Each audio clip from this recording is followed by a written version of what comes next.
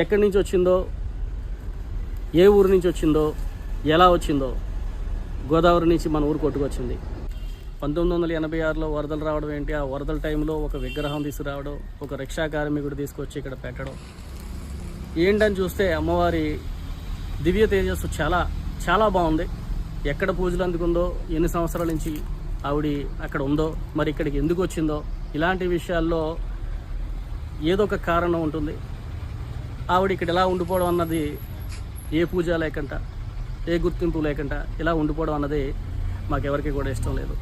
అమ్మవారికి మంచిగా కార్యక్రమాలు జరపాలి, చక్కగా చూసుకోవాలనేటువంటి మంచి ఆలోచనతో ఈరోజు అమ్మవారిని బయటికి తీసుకోవడం జరుగుతుంది. చూడండి, ఈ విగ్రహం చూడండి. ఒక రావి చెట్టు కింద చిన్నగా 4 పలకలేసి ఆవిడని ఇక్కడ కూర్చోబెట్టారు. ఎంత అట్టహాసంగా, ఎంత పెద్ద గుళ్ళో ఉండి అక్కడి నుంచి ఇక్కడికి వచ్చిందో మనకు తెలియదు. కానీ ఇక్కడికి వచ్చి ఇటువంటి పరిస్థితిలో ఉంది. ఆ అమ్మవారిని అందరం కూడా గొప్పగా పూజించాలి అంటే మంచి దారిని ఏర్పరిచి, ఈ తుప్పల నది నీట్గా చేసి, ఇక్కడ ఉన్నటువంటి సోదరులకి వీరందరికీ ఒక కమిటీ కింద ఏర్పరిచి ఈ బాధ్యతలు అప్పచెప్తే మనకి ఈ అమ్మ ఎక్కడి నుంచి వచ్చిందో, ఏం చేయాలనుకుందో అది చేసేటువంటి అవకాశం ఉంది.